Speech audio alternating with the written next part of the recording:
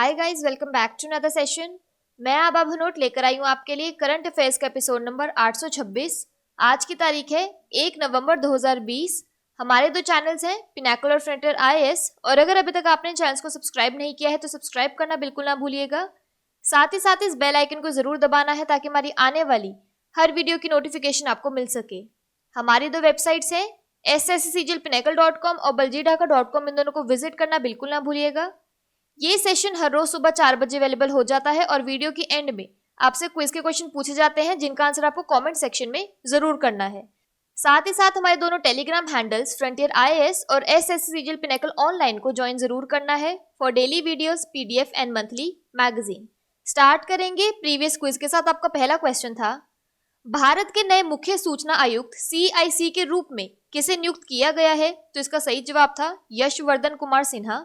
और आपका दूसरा क्वेश्चन था, विश्व की पहली साइन टून आधारित पुस्तक बाय बाय कोरोना के लेखक कौन है? तो इसका सही जवाब था डॉक्टर प्रदीप श्रीवास्तव। स्टार्ट करेंगे आज के सेशन के पहले क्वेश्चन के साथ। यूनेस्को ने अपने world network of biosphere reserve में भारत के किस टाइगर रिजर्व को शामिल किया है? तो इसका सही जवाब है ऑप्शन नंबर डी, पन्ना टाइगर रिजर्व। यूनेस्को ने मध्य प्रदेश में पचमढ़ी और अमरकंटक के बाद विश्व नेटवर्क ऑफ बायोस्फीयर रिजर्व में पन्ना टाइगर रिजर्व को शामिल किया है। भारत के लिए ये 12वीं प्रविष्टि है। UNESCO's man and the biosphere MAB programme ने पन्ना को विश्व नेटवर्क ऑफ बायोस्फीयर में शामिल किया है। 2009 तक इस टाइगर रिजर्व में बाघों की आबादी शून्य समान हो गई थी, परंतु 10 वर्षों में यह संख्या बढ़कर 0 से 54 तक हो गई है। पन्ना राष्ट्रीय उद्यान की शुरुआत 1981 में की गई थी। 1990 के दशक की शुरुआत में इसे प्रोजेक्ट टाइगर के तहत बाघ आरक्षित का दर्जा मिला था। भारत के मध्य में स्थित मध्य प्रदेश राज्य में पन्ना में वनों और दलदली वन संपत्तियों की विशेषता है, जिनमें दुर्लभ औषधीय पौधों और अन्य गैर लकड़ी वन उत्पादों की बहुतायत है। साल 1981 में राष्ट्रीय उद्यान के तौर पर स्थापित हुआ पन्ना टाइगर रिजर्व देश का 22वां और मध्य प्रदेश का 5वां बाघ अभयारण्य है। केंद्र सरकार द्वारा इसे 1994 में टाइगर रिजर्व घोषित किया गया। बात करें मध्य प्रदेश की तो इसके डैम्स और रिवर्स में आता है Gandhi Sagar dam Chambal, Indira Sagar dam Narmada. National parks में आता है कान्हा टाइगर रिजर्व, पन्ना नेशनल पार्क, पेंच नेशनल पार्क और बंधवगढ़ नेशनल पार्क। मध्य प्रदेश की कैपिटल है भोपाल, गवर्नर है आनंदीबेन पटेल, चीफ मिनिस्टर है शिवराज सिंह चौहान।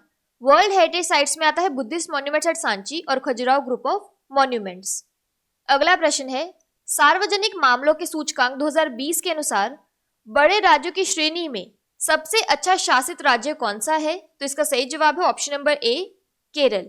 सार्वजनिक मामलों के सूचकांक के अनुसार केरल को देश में सर्वश्रेष्ठ शासित राज्य घोषित किया गया, जबकि उत्तर प्रदेश बड़े राज्यों की श्रेणी में सबसे नीचे है। पूर्व भारतीय अंतरिक्ष अनुसंधान संगठन इसरो के अध्यक्ष के कस्तूरी रंगन की अध्यक्षता वाले संगठन वार्षिक रिपोर्ट में राज्यों को एक समग्र सूचकांक सतत विकास के संदर्भ में शासन प्रदेश के आधार पर स्थान दिया गया है। 4 दक्षिणी राज्य केरल, तमिलनाडु, आंध्र प्रदेश और कर्नाटक शासन के मामले में बड़े राज्य की श्रेणी में पहले शीर्ष 4 पर हैं। उत्तर प्रदेश, ओडिशा और बिहार रैंकिंग में सबसे नीचे हैं और जिन्हें इस श्रेणी में नकारात्मक अंक मिले हैं। छोटे राज्य की श्रेणी में गोवा 7 पहले स्थान पर रहा, उसके बाद मेघालय और हिमाचल प्रदेश हैं। चंडीगढ़ केंद्र शासित प्रदेशों की श्रेणी में सर्वोत्तम केंद्र शासित प्रदेश बना। इसके बाद पुडुचेरी और लक्षद्वीप का नंबर आता है। दादर और नगर हवेली, जम्मू और कश्मीर और निकोबार का प्रदर्शन सबसे खराब रहा। यहाँ पर एक क्विक रिवीजन की बात करें तो कौन सा राज्य सब्जियों के लिए न्यूनतम समर्थन मूल्य तय करने वाला पहला भारतीय राज्य बन गया है? तो इसका सही जवाब है केरल। बात करें केरला की तो इसके डैम्स और रिवर्स में आता है मुल्ला पेरियार डैम पेरियार, इडुक्की डैम पेरियार और काकी डैम काकी। नेशनल पार्क्स में आता है अनामुडी शोला नेशनल पार्क, माथीकेटन शोला नेशनल पार्क, पंपदम शोला नेशनल पार्क और पेरियार नेशनल पार्क। केरला की कैपिटल है तिरुवनंतपुरम, गवर्नर है आरिफ मोहम्मद खान और चीफ मिनिस्टर है पिनरई विजयन। अगला प्रश्न है, हाल ही में किस देश के पूर्व प्रधानमंत्री मेसूत यिल्माज का निधन हो गया है? तो इसका सही जवाब है ऑप्शन नंबर बी, तुर्की।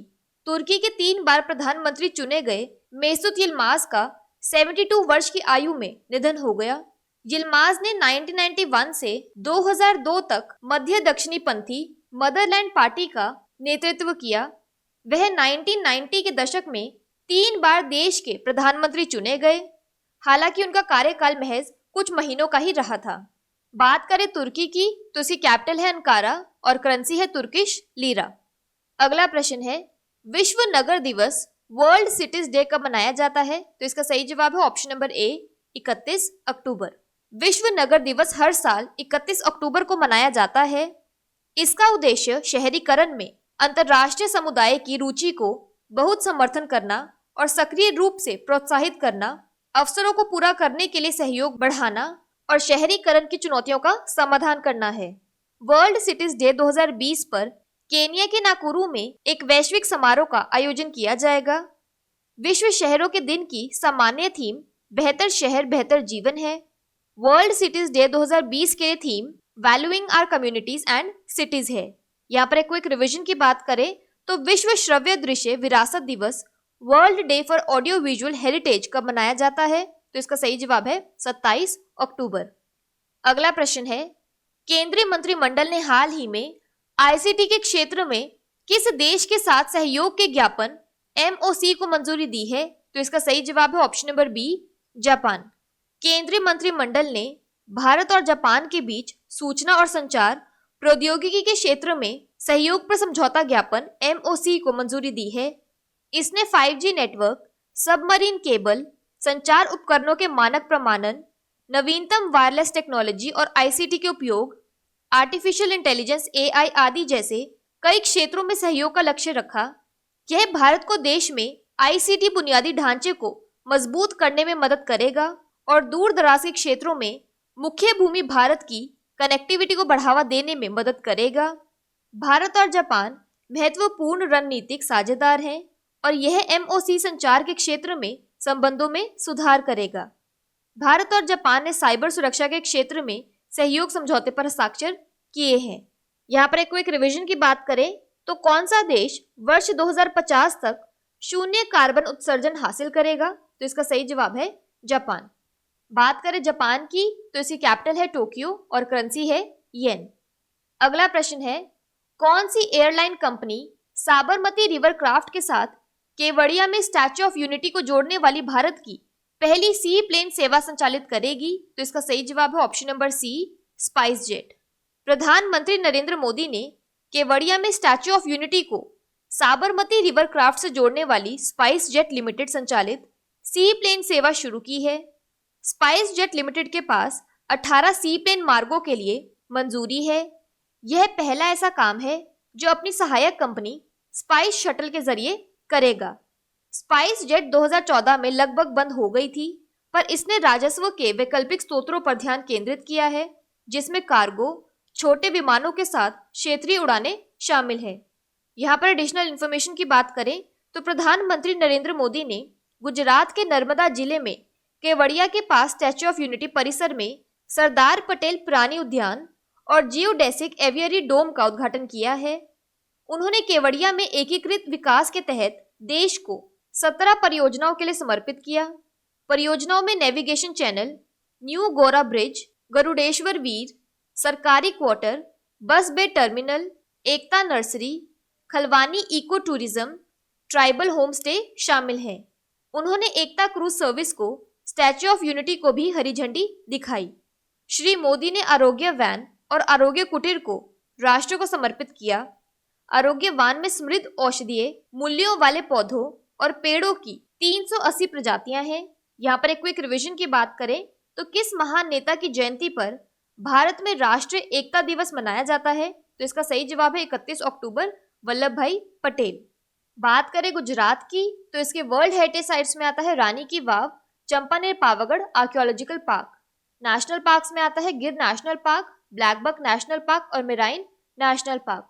गुजरात की कैपिटल है गांधीनगर, लार्जेस्ट सिटी है अहमदाबाद, गवर्नर है आचार्य देवव्रत और चीफ मिनिस्टर है विजय रूपानी। अगला प्रश्न है, किस भारतीय फिल्म को एशियाई फिल्म पुरस्कार के 14वें संस्करण में सर्वश्रेष्ठ मूल संगीत का पुरस्कार मिला है? तो इसका सही जवाब है ऑप्शन नंबर बी, गली बॉय। भारतीय फिल्म गली बॉय को एशियाई फिल्म पुरस्कारों के 14वें संस्करण में सर्वश्रेष्ठ मूल संगीत का पुरस्कार मिला। एशियाई फिल्म पुरस्कार के 14वें संस्करण का आयोजन एशियाई फिल्म पुरस्कार अकादमी द्वारा किया गया था। यह पुरस्कार दी सैल्वेज ऑडियो कलेक्टिव और कर्श काले को दिया गया है। जोया अख्तर ने फिल्म गली बॉय का निर्देशन किया। गली बॉय फिल्म को 2020 में भारत की ओर से बेस्ट इंटरनेशनल फीचर फिल्म की कैटेगरी में ऑस्कर के लिए भेजा गया था। अगला प्रश्न है, सुकुमार हांसदा जिनका हाल ही में निधन हो गया, वह किस राज्य के विधानसभा के डिप्टी स्पीकर थे? तो इसका सही जवाब है ऑप्शन नंबर ए, पश्चिम बंगाल। पश्चिम बंगाल विधानसभा के उपाध्यक्ष सुकुमार हांसदा का निधन हो गया। वे 63 साल के थे। वे झाड़ग्राम से 2 बार के विधायक और पूर्व पश्चिमांचल उन्नयन मंत्री थे। दिसंबर 2018 में हैदर अजीज सफवी की मृत्यु के बाद पद खाली होने के बाद हांसदा विधानसभा के उपाध्यक्ष बने। वे झाड़ग्राम और पश्चिमी मिदनापुर जिलों में तृणमूल कांग्रेस के एक प्रमुख आदिवासी मंत्री थे। बात करें वेस्ट बंगाल की, तो इसकी यूनेस्को वर्ल्ड हेरिटेज साइट्स में आता है Sundarbans wildlife sanctuary. West Bengal की कैपिटल है कोलकाता। गवर्नर है जगदीप धनखड़ और चीफ मिनिस्टर है ममता बनर्जी। अगला प्रश्न है, किस राज्य सरकार ने एमएसएमई का समर्थन करने के लिए global alliance for mass entrepreneurship game के साथ एक समझौता ज्ञापन पर हस्ताक्षर किए हैं? तो इसका सही जवाब है option number D, Punjab. Punjab सरकार ने एमएसएमई का समर्थन करने के लिए global alliance for mass entrepreneurship game के साथ एक समझौता ज्ञापन एमओयू पर हस्ताक्षर किए हैं। इस 2 साल की परियोजना का उद्देश्य एमएसएमई के लिए व्यापार करने में आसानी को सरलीकरण, डिजिटलीकरण और अनुपालन के डीक्रिमिनलाइजेशन द्वारा पंजाब को भारत में एक अग्रणी राज्य बनाना है। यह परियोजना गेम एमएसएमई टास्क फोर्स द्वारा विकसित खाका पर आधारित है।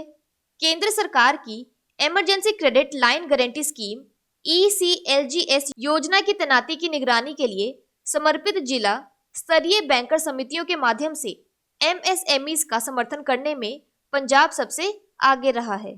बात करें पंजाब की, तो इसमें आता है Ranjit Sagar dam Ravi, पतियारी dam Indus और पर्च डैम इंदस। पंजाब की कैपिटल है चंडीगढ़। गवर्नर है वीपी सिंह बदनौर और चीफ मिनिस्टर है कैप्टन अमरिंदर सिंह। अगला प्रश्न है, अलायंस एयर के सीईओ के रूप में किसे नियुक्त किया गया है, जो भारतीय एयरलाइन की कमान संभालने वाली पहली महिला बन गई है? तो इसका सही जवाब है option number C, Harpreet Singh. Harpreet Singh को अलायंस एयर का सीईओ नियुक्त किया गया है। वे एक भारतीय एयरलाइन का नेतृत्व करने वाली पहली महिला बन गई हैं। सिंह वर्तमान में एयर इंडिया के कार्यकारी निदेशक उड़ान सुरक्षा हैं। एआई के सबसे वरिष्ठ कमांडरों में से एक कैप्टन निवेदिता भसीन को वर्तमान में बोइंग 787 ड्रीम लाइनर उड़ान भरती है। वह सिंह के स्थान पर नए ईडी उड़ान सुरक्षा होंगी। अलायंस एयर को एयर इंडिया के साथ नहीं बेचा गया है और यह अभी के लिए पीएसयू रहेगा। यहाँ पर एक क्विक रिवीजन की बात करें तो bureau of civil aviation security की पहली महिला महानिदेशक कौन बनी है? तो इसका सही जवाब है उषा पाड़े। बात कर लेते हैं आज के सेशन की क्विक समरी की। तो यूनेस्को ने पन्ना टाइगर रिजर्व को world network of biosphere reserves में शामिल किया है। पब्लिक अफेयर्स इंडेक्स 2020 में बेस्ट गवर्न्ड स्टेट है केरला। तुर्की के फॉर्मर प्राइम मिनिस्टर मेसूत यिल्माज का निधन हो गया है। वर्ल्ड सिटीज डे अक्टूबर 31 को मनाया जाता है। जापान और इंडिया के बीच आईसीटी के लिए मेमोरेंडम ऑफ कोऑपरेशन साइन किया गया है। India first sea plane service SpiceJet provide करवाएगा। 4th edition of Asian film awards में best original music Gully Boy को दिया गया है। सुकुमार हांसदा जिनका हाल ही में निधन हो गया, वेस्ट बंगाल के डिप्टी स्पीकर थे। Global alliance for mass entrepreneurship game ने पंजाब के साथ एमओयू साइन किया है। अलायंस एयर की पहली फीमेल सीईओ बनी है हरप्रीत सिंह। बात कर लेते हैं आज के सेशन के क्विज फॉर द डे की। आपका पहला क्वेश्चन है, यूनेस्को ने अपने world network of biosphere reserve में भारत के किस टाइगर रिजर्व को शामिल किया है? और आपका दूसरा क्वेश्चन है, विश्व नगर दिवस वर्ल्ड सिटीज डे कब मनाया जाता है? और अगर अभी तक आपने हमारे चैनल को सब्सक्राइब नहीं किया है तो सब्सक्राइब करना बिल्कुल ना भूलिएगा।